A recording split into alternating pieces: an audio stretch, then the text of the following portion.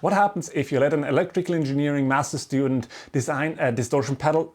Well, you end up with an overly complicated design with over 200 components and thousands of configuration possibilities. But does that sound any good? Does it work? Well, this you'll find out today. Hey guys, David here and welcome to another video. As part of my master's degree in electrical engineering at ETH Zürich, last semester I had the opportunity to build this pedal as a semester project. This meant I spent roughly 20 hours a week during the semester designing this pedal, first starting out with a bunch of prototypes, analysis and kind of simulations to figure out how it should work, selecting all the different components and then building physical prototypes and measuring their performance. To achieve all of that, I had the support of my professor, Christoph Studer, as well as one of his PhDs, Jonas Roth. And together we came up with all the ideas and the concepts. And whenever there were some roadblocks that I couldn't figure out myself, I had their support to figure out how we should proceed with it. Now, the primary goal of this project was not to build a product that we can sell afterwards, but instead to try out a new concept for a distortion pedal and cram as much possibilities and as many different functions into it as possible. Feature creep was definitely a design goal from the very beginning, and we had to kind of hold back at some point in order to be able to finish this project at all. And also I'm recording this now quite a bit after the semester has already ended and I'm still finishing up the last details of this project. But I think it turned out really cool, so I want to share with you guys everything that we came up with. Now, the basic idea behind it is it has kind of two different parts that we ended up mixing together. On the one hand, it is a distortion pedal where you can change out the diodes used for the clipping behavior. If you're not familiar with the, distortion pedals, usually the way they work is they have an amplifier that makes the signal really loud, and then you use diodes, which are kind of one-way valves for electricity, which depending on the voltage applied to them conduct a different amount of current. But this then results in that this really high amplitude signal gets clipped. But depending on what kind of a diode you use, this voltage to current characteristic is a bit different, and that also results in a different sound. If you look at commercial examples, a wide variety of different diodes are used, but here I wanted to have the opportunity to use the entirely same circuit for everything, but just swap out the diodes, so we can directly hear what is the difference that the diodes make instead of all of the other components around it. As when you compare to different pedals, you're not just comparing the different diodes they used, but the rest of the circuit as well, of course. What this means is that there are a theoretical of 1,152 different combinations for the diodes. And that is quite crazy. Now, not all of those are going to sound unique, but it still means a lot of experimentation potential. The other side of the coin for this pedal is quite a bit more complicated to explain, so I'm gonna take a couple steps back to hopefully explain as simple as possible how it actually works. It is combining techniques from communication electronics, so how you send signals through the air or through a cable and then receive them on the other end. So what we're doing is we are taking the input signal coming from your guitar, and this is at a fairly low frequency. The frequency that we can hear is between roughly 20 and 20,000 hertz. Guitars are maybe in, let's say, between 100 and 7,000 hertz. Then this frequency band we are taking and we are mixing it with a high frequency, well above what you can hear as a human. In this case, it is adjustable, but we're talking about roughly 200 kilohertz. Then we are mixing this signal up, which means that we can essentially multiply the two signals, which then results in our low frequency guitar signal being kind of transmitted at this higher frequency. But we are not transmitting it anywhere. Instead, we are taking this high frequency signal and sending it through the same distortion effect as we did with the baseband signal before. Then after the distortion, we are adjusting the phase of it because the way that it works for the up and down conversion, kind of how the frequency, like the individual up and down slopes of the sound are related to each other. So its phase matters a lot of how you get the output. So there's the option to adjust the phase, and then we are converting it back down to baseband. The way this works is we simply multiply the signal once again with the same carrier frequency. Then we get back our original signal minus some filtering that we have to do. In theory, if we adjust everything perfectly, this process of going up and back down is completely inaudible. You cannot hear a difference before and after, and it is actually like mathematically equivalent within the limited band that we are using. Now in practice, of course, nothing is ever as simple as the theory, and that is what we are aiming for. Now, this is not even quite the full story yet. I'm sorry if this is already kind of super complicated and out there, but what we are doing is we not just have one single audio input, but there's actually two inputs. There is a concept that you can use for this up conversion process where you take two signals and you have them 90 degrees out of phase. And then you add them both up once you have up converted them. This allows you to take these two signals and put them into one single signal. If you don't know what it means that they are 90 degrees out of phase and all of that, it doesn't really matter. Essentially what you can think of is that you take these two separate signals, you put them on one signal, but they are not fully mixed together. You can still later, when we are converting it back down to the original baseband, you can take them apart again, and if the phase is adjusted correctly, in this case, you will get, once again, the two individual signals with no crosstalk in between them. Now, in reality, there will be some crosstalk because none of the filters are perfect and there are a lot of non-ideal effects. But this is where it gets really cool, and you'll hear that a bit later, as by either slightly misadjusting the phase adjustment or just using the natural crosstalk that occurs, we can have a lot of cool intermodulation between the two audio signals. They will start to mix a bit, they will start to influence each other.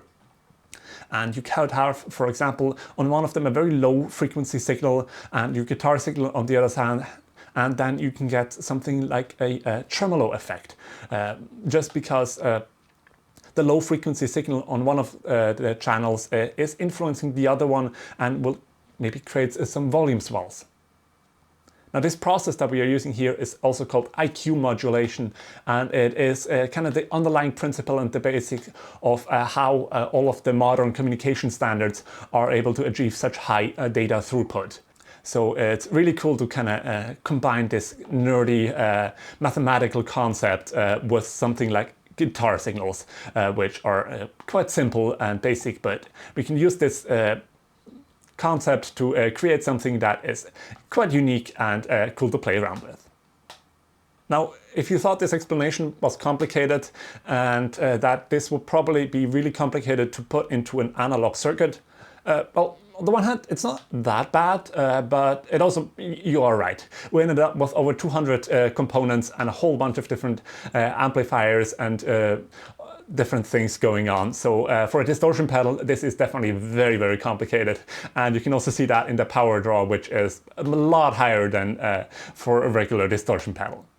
But at the end of the day, what matters for the pedal is how it sounds. So let's listen to some different examples.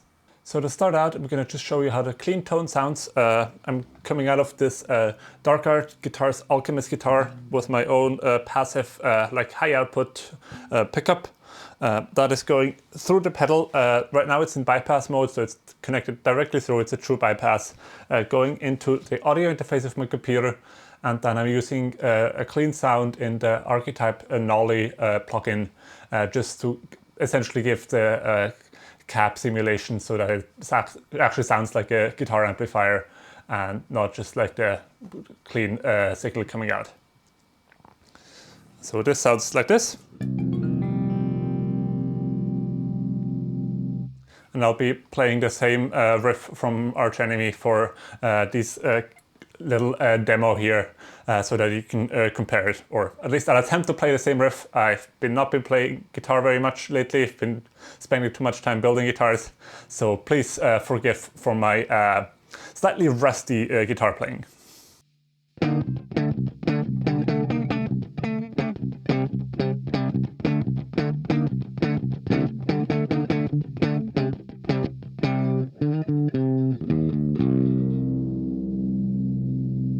Now I'm going to go ahead and engage the pedal. It is right now in baseband mode, so it's just working like a traditional distortion pedal. I'm using standard signaling diodes. That's the 1N4148. That's a very common one for distortion pedals, and have the gain fairly high up at roughly 3 o'clock. This sounds like that.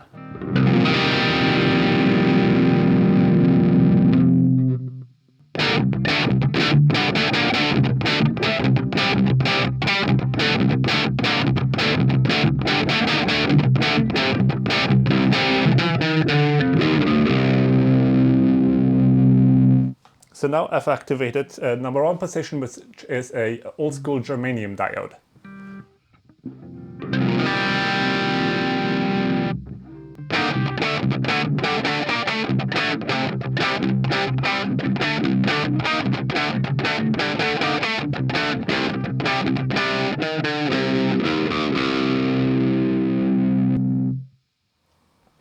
Next up, I'm going to skip over to position 3, which is an LED.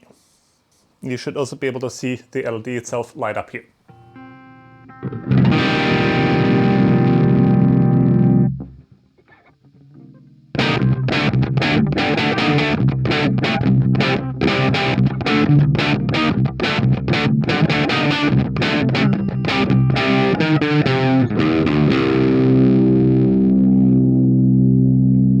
And then the last one I haven't showed yet is a rectifying diode that is a 1N4001, usually used to create DC voltage from AC.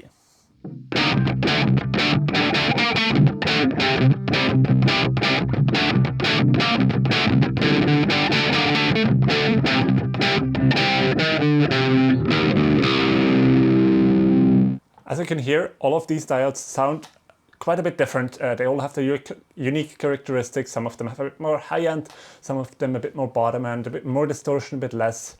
That is just from how they have different voltage current curves, and that is what is really cool about experimentation here. And of course you can mix and match and combine them together. Some combinations will result in completely unique sounds, while others will sound more or less the same. Like for example, if I add the LED over top, like in parallel to the rectifying diode, for example, there will be little difference, as the voltage needed for the LED to start clipping is so much above the rectifying diode that it never ever actually really reaches it. But what we can do is for the up and the down have different diodes, but that results in, like, if you have our, let's assume, sinusoidal signal, the part that goes down will be clipped by one type of diode and the part that goes up by a different type of diode. So now in this case I have the LED diode going down and the rectifying diode going up.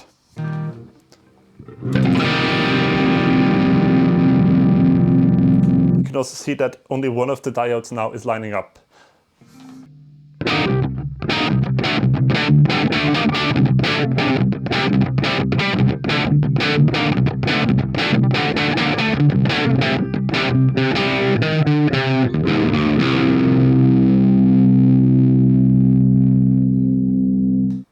So that, I think, is enough for all of the different diodes.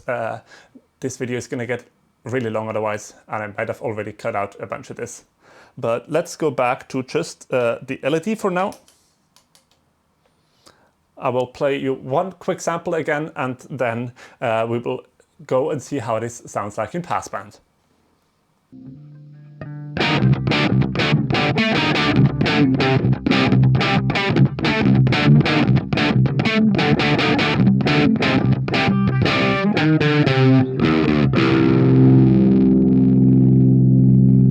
Now I've activated Passband, and I'm still using just kind of a mono setting on the computer, so we are not experiencing yet the two different stereo outputs.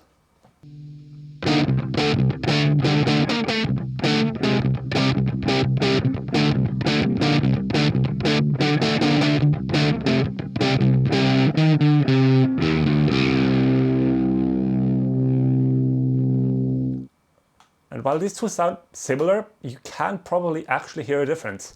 And it's kind of hard to say where exactly this difference comes from, but it is most likely due to some non-idealities and some interesting kind of complicated effects that are happening, some of which might be due to the kind of mathematical operations that are happening, and some of them are just byproducts. But it is interesting to hear the difference. Let's also compare what the signaling diode sounds like before and after.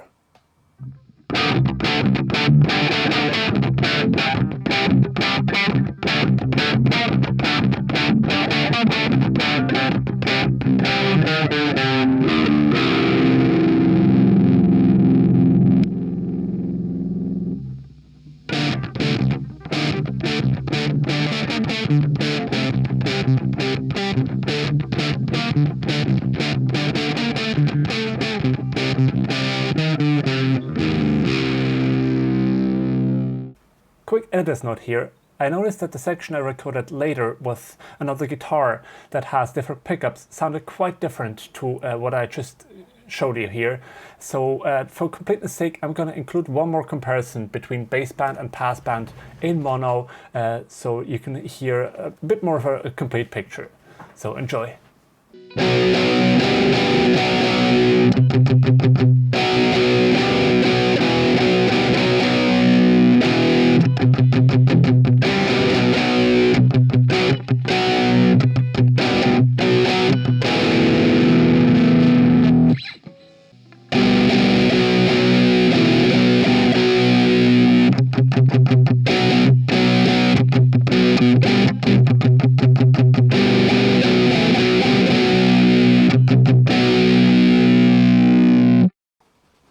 With these two comparisons out of the way, I'm going to go ahead and switch over to stereo recording. So now you can hear if you're wearing headphones or listening to it in stereo, and I highly recommend that you put on headphones or listen on some studio monitors where you have the actual stereo sound, as all of the next things are going to be in stereo, and kind of the stereo effect is a big part of the effect itself. So if you just listen to it on your phone, you will miss kind of the point of it. So you can hear now that it, if I, let's say, turn down the gain a bit here, so it's a bit more obvious. It is almost exclusively on the left side. And by adjusting the phase here on the pedal, I can shift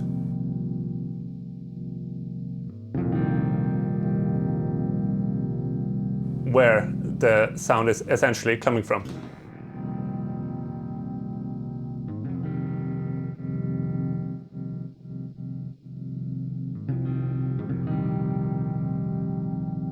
And one interesting effect is that it is not just dependent on kind of the phase, but also by changing the clock frequency, I essentially like kind of indirectly also influence the phase.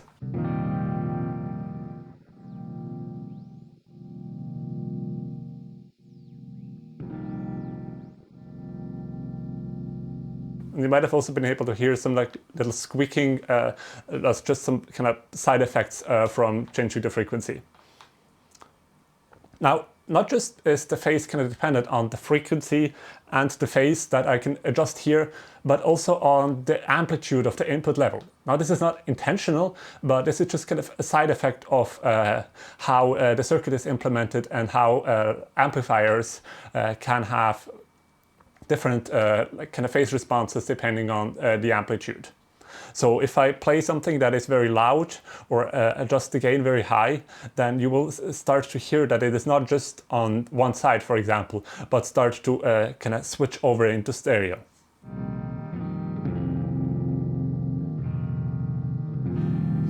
So now I adjusted it so it's as much just on the left side as possible, but if I start to play that a little bit here, then you might hear it also spilling over to the right a bit.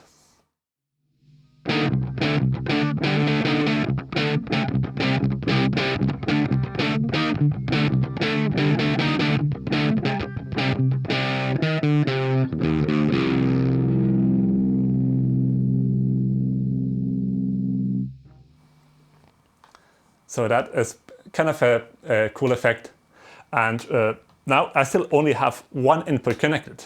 So I'm just sending in the guitar onto the left input and then recording the left and the right output as a stereo pair. But let's see what happens if I connect something to the right input. For this I will use my Mother 32 from Moog, just because that's kind of the synthesizer I have easily available that I don't have to babysit. I could just set it to something and it'll produce sound. So the way I have set up the Model 32 here is that I'm just using the LFO output, so that's a very low frequency signal, kind of below what is audible, and I have this connected to one of the inputs and the other input is the guitar. And the idea here is that while the low frequency signal is not audible, it can influence the other signal and can influence the phase of how everything happens through the non-idealities, and this will result in a bit of a kind of tremolo effect, either in just volume if you're listening to one channel, or kind of the stereo pan if you are listening to both channels.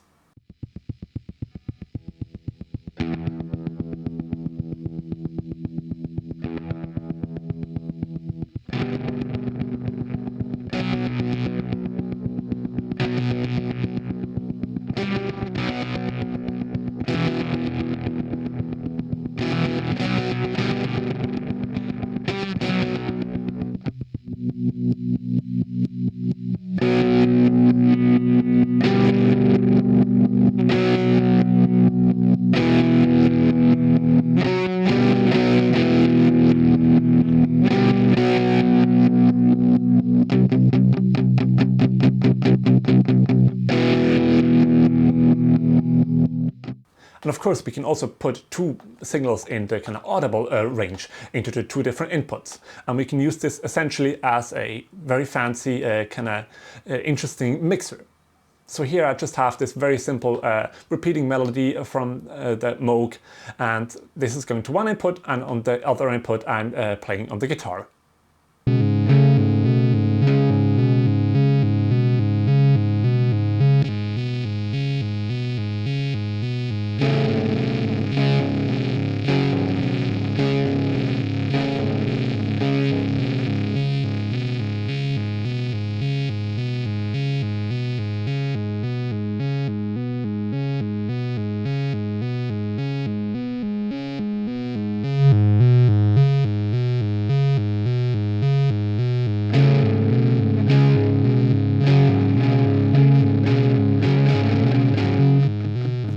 Please don't judge my terrible improvisation skills, but you can hear how, while they are mixing, they are also influencing each other.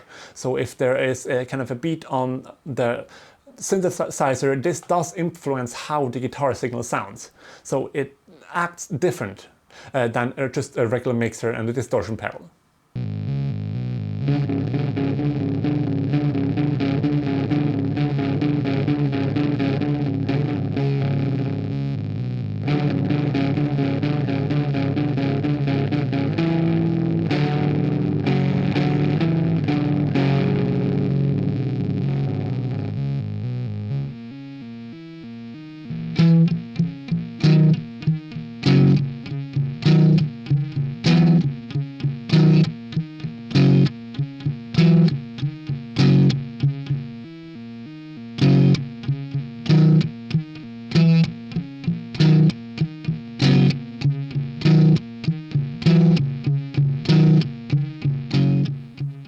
Now the possibilities with this are completely endless, and this is just scratching the surface. But this video has gotten way too long already. So in conclusion, this pedal allows you to play around with different diodes, different configurations and combinations of clipping diodes, which is quite interesting in itself. It also introduces a completely new, basically unheard of way of up-converting two different signals onto one single signal, sending that through your distortion and then converting it back to baseband. This creates really cool possibilities for mixing two signals, as well as creating interesting stereo effects. Now, in its current iteration, this is not commercially viable. Just the component cost of all of the things in this pedal are probably around $200. And this means that if we were to sell the pedal in its current iteration, accounting for labor and everything, this would be probably like a $600 to $800 pedal, which is maybe a bit out there. But there are definitely a lot of areas where we could save by using different components or simplifying the design. But for now, we're just kind of showing it out. If you are interested in it, you can leave a comment. Tell us what you think. And maybe sometime in the future, we will make a new version of this that is actually available to buy. But no promises on that front. So with that, thank you guys for watching. Please like, comment, subscribe, all that good stuff. And I'll see you next time.